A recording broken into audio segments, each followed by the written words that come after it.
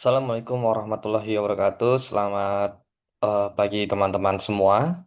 Hmm, Alhamdulillah kita bisa bertemu kembali pada pagi hari ini. Di pertemuan hari ini kita akan membahas materi terkait tentang kompensasi dan kesejahteraan karyawan dalam konteks bimbingan dan konseling.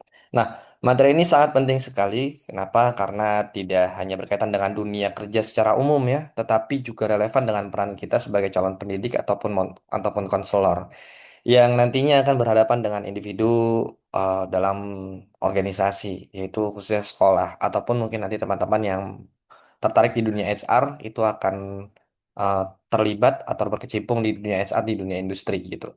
Nah, kita akan melihat bagaimana sebuah organisasi memberikan penghargaan kepada karyawan, tidak hanya dalam bentuk gaji, tetapi juga dalam bentuk kesejahteraan yang dapat memengaruhi motivasi, kepuasan, dan kinerja. Harapannya setelah perkuliahan ini, kalian tidak hanya memahami konsepnya saja, tetapi juga mampu melihat penerapannya di dunia nyata. Nah, tujuan pembelajaran pada uh, materi hari ini, nah, setelah mengikuti perkuliahan ini, saya berharap teman-teman mungkin bisa mencapai ya dari beberapa tujuan pembelajaran. Yang pertama ini kalian bisa menjelaskan konsep dasar kompensasi dan kesejahteraan karyawan. Jadi bukan hanya tahu istilahnya saja, tapi benar-benar paham makna dari kompensasi dan kesejahteraan karyawan itu seperti apa. Lalu yang kedua, kalian mampu membedakan antara kompensasi finansial dan non-finansial. Nah, ini penting karena banyak orang hanya fokus pada gaji, padahal ada faktor lain yang tidak kalah penting selain dari gaji tersebut, yang termasuk dari bagian kompensasi. Lalu yang ketiga, kalian diharapkan bisa menganalisis sistem pengupahan yang adil dan berbasis kinerja. Artinya, teman-teman semua bisa menilai apakah suatu sistem gaji itu sudah layak atau belum. Dan yang terakhir, teman-teman mampu mengevaluasi program kesejahteraan karyawan, baik dalam konteks organisasi pendidikan maupun bisnis ataupun di industri tersebut gitu. Jadi target kita hari ini bukan sekadar memahami sebuah teori, tapi juga bisa berpikir kritis dan aplikatif. Nah, maka simak baik-baik karena di akhir nanti saya akan meminta pendapat kalian terkait beberapa pertanyaan refleksi yang teman-teman perlu jawab di LMS. Ah, Sekarang kita masuk ke konsep dasar kompensasi, di mana kompensasi itu pada dasarnya adalah semua bentuk imbalan yang diterima karyawan sebagai balas jasa atas kontribusinya kepada organisasi ya. Nah, kalau di sini Dessler tahun 2021 menjelaskan, ya, employee compensation refer to all form of pay or refer going to employees and arising from their employment, yang artinya kompensasi mencakup semua bentuk imbalan yang diberikan kepada karyawan sebagai akibat dari hubungan kerja mereka. Nah, menurut Dessler di sini, ya, kompensasi tidak hanya berupa gaji, tapi mencakup semua bentuk pembayaran atau penghargaan yang muncul dari hubungan kerja. Artinya, kompensasi itu luas, tidak hanya berupa uang. Contoh nyata seperti ini misalkan, supaya kita lebih mudah memahaminya ya. Misal ada guru di sekolah gitu, dia menerima gaji bulanan, itu adalah kompensasi. Terus mendapatkan tunjangan sertifikasi, itu juga bentuk dari kompensasi. Mendapatkan cuti dan BPJS, baik itu kesehatan dan ketenagakerjaan, ya ada jaminan. Nah, itu juga bagian dari kompensasi. Bahkan ketika dia mendapatkan penghargaan guru teladan sekalipun, itu juga termasuk kompensasi non finansial. Nah, contoh lain mungkin di perusahaan, seorang karyawan kantor dapat gaji 5 juta, bonus kinerjanya tiap akhir tahun selalu cair, fasilitas laptop dari kantor, lalu lingkungan kerjanya nyaman dan fleksibel. Nah, semua itu adalah bagian dari kompensasi. Nah, jadi sebelum kita masuk ke slide berikutnya, perlu saya tegaskan kepada teman-teman semua bahwasannya kompensasi itu tidak sama dengan gaji. Ya, tapi gaji bagian dari kompensasi. Nah, tidak selalu dengan gaji ya kompensasi itu. Tapi semua hal yang membuat karyawan merasa dihargai itu adalah kompensasi. Karena dalam praktiknya banyak karyawan tidak hanya mempertimbangkan uang tetapi juga kenyamanan dan penghargaan dalam bekerja. Nah, itu konsep dasarnya. Setelah memahami konsep dasar terkait tentang kompensasi, selanjutnya kita akan melihat tujuan dari sistem kompensasi dalam sebuah organisasi. Ya, Tujuan sistem kompensasi di sini ditampilkan ada empat ya. Yang pertama memotivasi kinerja tinggi, menarik dan mempertahankan karyawan berkualitas, menjamin keadilan internal dan eksternal, mendukung strategi organisasi. Nah, kita akan bahas satu per satu. Nah, berkaitan dengan em, tujuan sistem kompensasi untuk meningkatkan motivasi kinerja karyawan atau supaya si karyawannya tersebut mempunyai motivasi kinerja yang sangat tinggi. Nah, kompensasi ini bertujuan untuk memotivasi karyawan agar bekerja lebih baik. Contohnya, misalkan jika seorang karyawan tahu bahwa kinerjanya bagus akan mendapatkan bonus, maka dia akan terdorong untuk kerja yang lebih maksimal. Misalnya pun sales diberi inisiatif semakin tinggi penjualan, semakin besar juga bonusnya. Nah, kan ada tuh kayak gitu, khususnya di bagian marketing ya, di beberapa perusahaan seperti sales sales mobil atau sales-sales di perumahan, sales-sales motor, itu biasanya mereka punya target penjualan. Ketika mereka bisa melebihi target, maka dia akan mendapatkan bonus yang mungkin bonusnya tersebut itu bisa jauh lebih besar dari gaji yang mereka terima gitu. Nah, itu jadikan sebuah dorongan motivasi supaya si karyawannya bisa mencapai target penjualan. Nah, itu pun termasuk dari bagian kompensasi ya. Lalu yang kedua, nah, tujuan dari sistem kompensasi itu adalah menarik dan mempertahankan karyawan yang berkualitas. Nah, kompensasi digunakan untuk menarik dan mempertahankan karyawan yang sangat berkualitas. Kenapa? Kalau suatu perusahaan menawarkan gaji dan fasilitas yang baik, maka orang-orang yang kompeten akan tertarik untuk masuk dan bertahan. Nah, contoh perusahaan-perusahaan besar seperti startup atau BUMN biasanya memberikan gaji yang kompetitif, fasilitas yang menarik, dan karyawan tidak pindah ke perusahaan lain gitu. Jadi, fasilitas-fasilitas yang diberikan itu supaya si karyawan tersebut tuh tidak pindah ke perusahaan lain gitu. Nah, itu adalah motif ya dari sistem kompensasi. Lalu motif dari sistem kompensasi yang ketiga itu menjamin keadilan internal dan eksternal. Nah, maksudnya apa? Nah, maksud dari keadilan internal dan eksternal di sini adalah yang internal itu antar karyawan di dalam perusahaan harus adil. Lalu eksternal itu gaji harus sesuai dengan standar pasar. Nah, misalkan kalau dua karyawan dengan pekerjaan yang sama tapi gajinya jauh berbeda, nah maka akan muncul ketidakpuasan. Atau jika gaji di perusahaan terlalu rendah dibandingkan perusahaan lain, karyawan bisa memilih untuk pindah. Nah, ini yang bisa dilakukan dari sistem kompensasi. Itu tujuannya, supaya bisa menjamin keadilan baik itu internal maupun dari eksternal. Lalu yang keempat, mendukung strategi organisasi. Nah, yang terakhir ini kompensasi harus mendukung tujuan dan strategi organisasi. Artinya sistem gaji dirancang sesuai dengan arah perusahaan. Nah, contohnya, jika perusahaan ingin meningkatkan produktivitas, maka kompensasi berbasis kinerja akan diperkuat.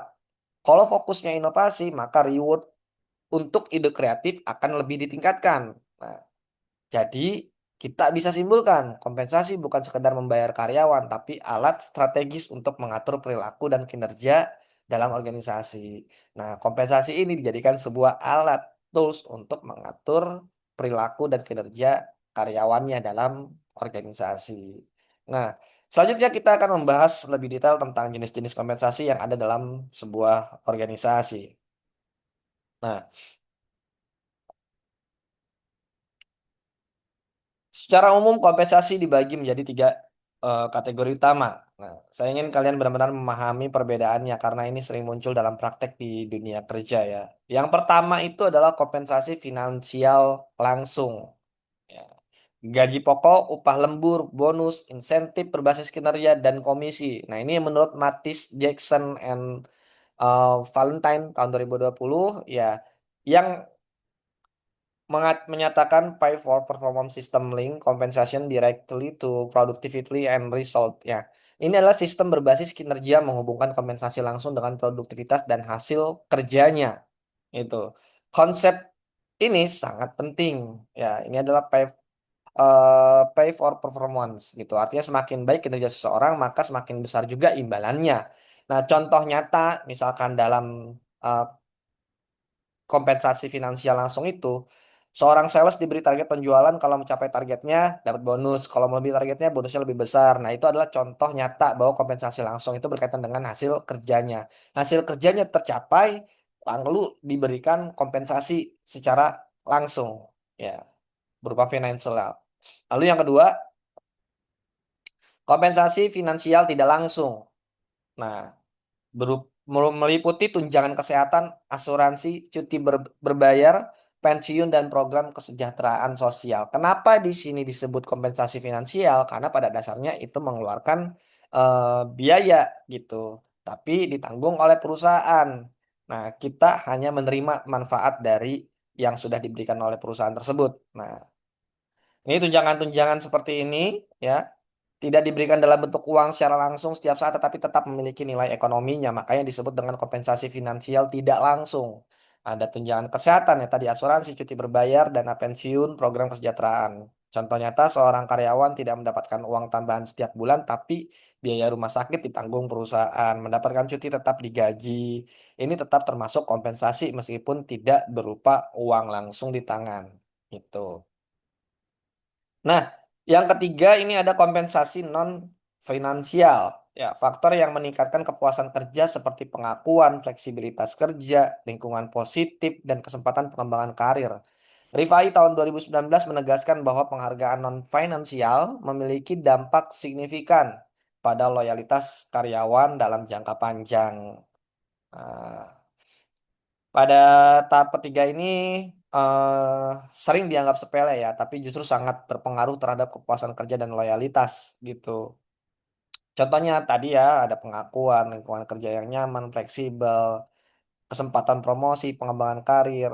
Contoh nyatanya ada dua perusahaan nih, misalkan perusahaan A gaji tinggi tapi lingkungan toksik, perusahaan B gaji standar tapi nyaman dan suportif. Banyak orang justru memilih perusahaan B. Kenapa? Karena kenyamanan kerja dan penghargaan itu sangat berpengaruh secara psikologi seseorang.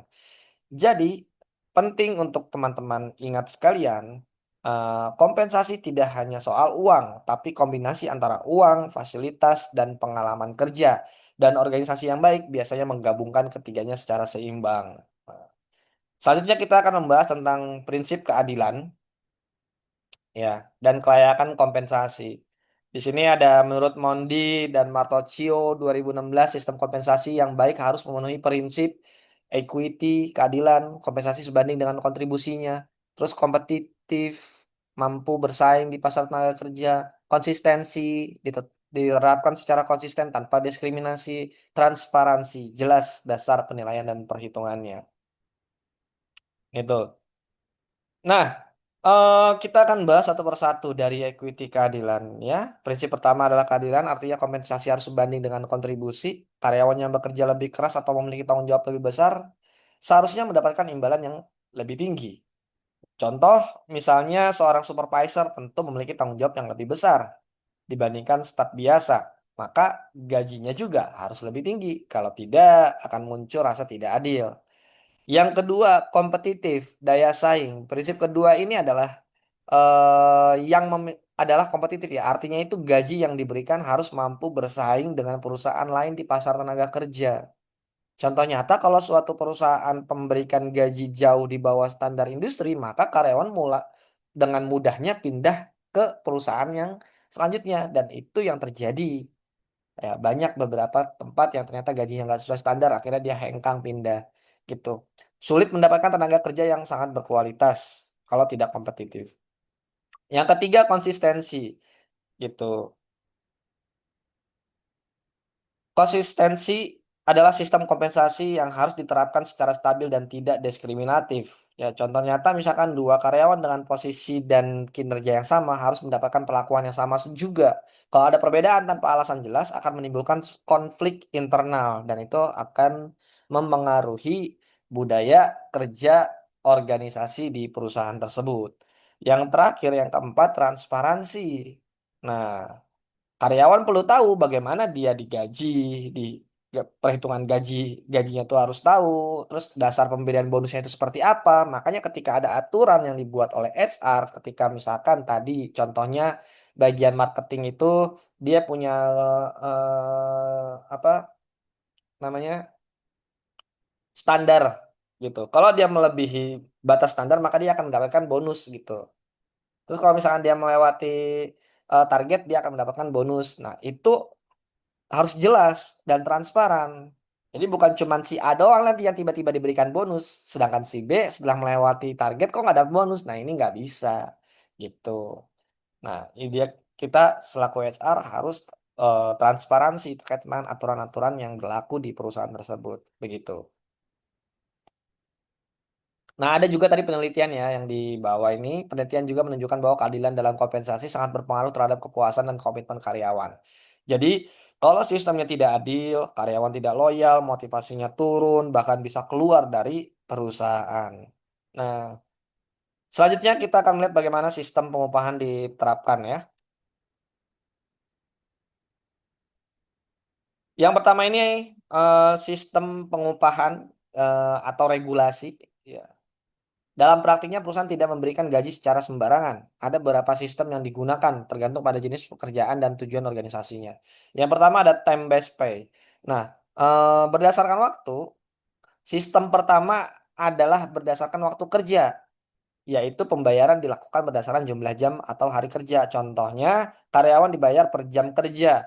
Guru honorer dibayar berdasarkan jumlah jam mengajar. Jadi semakin lama waktu bekerjanya, semakin besar upah yang diterima, tanpa melihat hasil kerja secara langsung. Yang kedua, ada performance based pay berdasarkan kinerja. Sistem kedua adalah berbasis kinerja, yaitu pembayaran diberikan sesuai dengan hasil kerjanya. Misalnya, sales yang mencapai target penjualan mendapatkan bonus, karyawan dengan performa tinggi mendapatkan insentif tambahan. Nah, di sini fokusnya bukan waktu, tapi hasil yang dicapai. Yang ketiga, ada skill based pay berdasarkan keterampilan. Nah, sistem ketiga ini berdasarkan keterampilan atau kompetensi seseorang. Semakin tinggi kemampuan seseorang, semakin besar kompensasinya.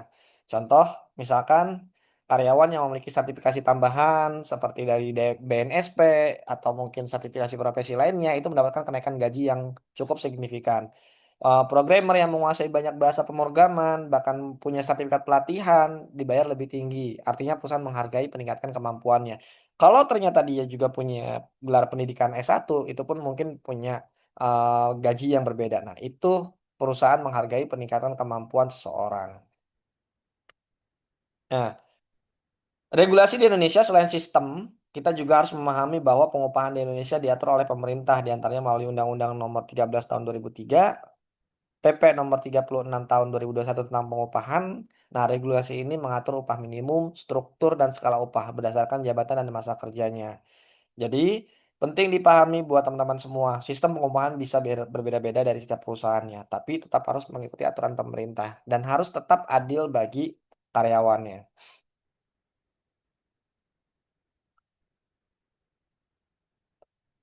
Baik, sekarang kita masuk ke bagian terakhir pada materi pada pagi hari ini, yaitu program kesejahteraan karyawan. Kalau sebelumnya kita banyak membahas soal kompensasi, sekarang kita fokus pada bagaimana organisasi meningkatkan kualitas hidup karyawan secara keseluruhan. Nah, program kesejahteraan adalah kebijakan atau fasilitas yang diberikan perusahaan untuk meningkatkan kesejahteraan fisik, mental, sosial karyawan. Artinya, organisasi tidak hanya memperlihatkan pekerjaan, tetapi juga kondisi kehidupan karyawannya. Nah, penelitian ini menunjukkan bahwa program kesejahteraan ini berkontribusi pada keterlibatan karyawan, ketahanan organisasi, dan produktivitas kerja. Jadi, karyawan yang merasa diperhatikan akan cenderung loyal gitu dan bisa bekerja lebih optimal. Beberapa contoh program kesejahteraan yang sering diterapkan antara lain ada konseling karyawan, dukungan kesehatan mental, fasilitas olahraga atau daycare, ada program work life balance. Nah, itu. Terus contoh nyata juga misalnya perusahaan menyediakan layanan konseling gratis, membantu karyawan yang mengalami stres kerja, perusahaan memberikan fleksibilitas jam kerja, karyawan bisa menyeimbangkan kehidupan pribadi dan pekerjaannya, ada fasilitas gym atau olahraga, menjaga kesehatan fisik karyawan, dan ada daycare yang membantu karyawan yang sudah berkeluarga. Nah, jadi perlu dipahami kesejahteraan karyawan bukan sekedar tambahan, tapi bagian penting dari strategi organisasi, karena karyawan yang sejahtera akan lebih produktif, lebih loyal dan lebih bahagia dalam bekerja. Nah,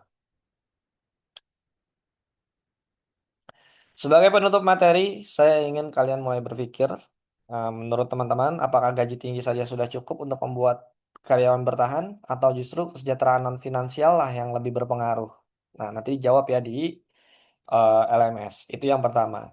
Lalu yang kedua, nah sebelum kita benar-benar mengakhiri pertemuan kita pada pagi hari ini, nah teman-teman, yang pertama makna kompensasi yang adil. Nah, apakah adil itu berarti semua orang mendapat gaji yang sama atau sesuai dengan kontribusi masing-masing? Nah, silahkan dipikirkan karena konsep adil ini seringkali subjektif ya. Itu. Lalu pertanyaan yang kedua, bagaimana kesejahteraan karyawan bisa meningkatkan kinerja organisasi? Coba kalian hubungkan dengan kondisi karyawan, dengan hasil kerja mereka, apakah karyawan yang sejahtera pasti lebih produktif? Lalu yang pertanyaan ketiga, apakah penghargaan non finansial bisa lebih efektif daripada bonus uang? Misalnya apresiasi dari atasan, lingkungan kerja yang nyaman, kesempatan berkembang, apakah itu bisa lebih bermakna dibandingkan uang? Nah, silakan Anda tuangkan di LMS ya.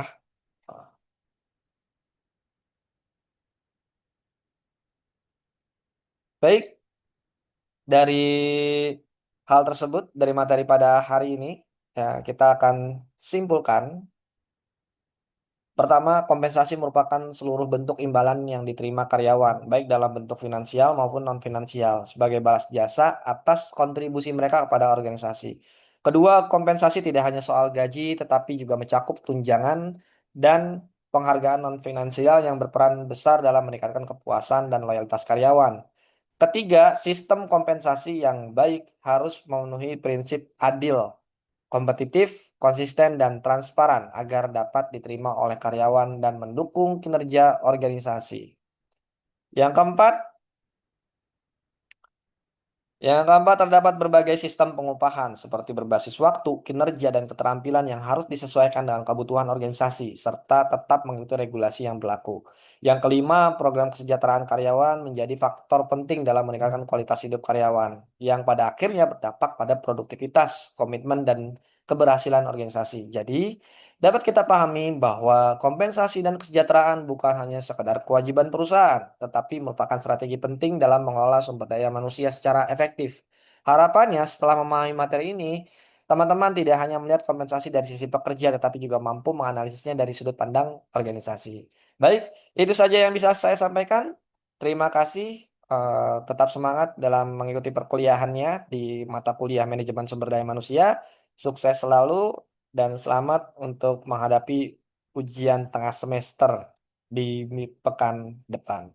Terima kasih. Assalamualaikum warahmatullahi wabarakatuh.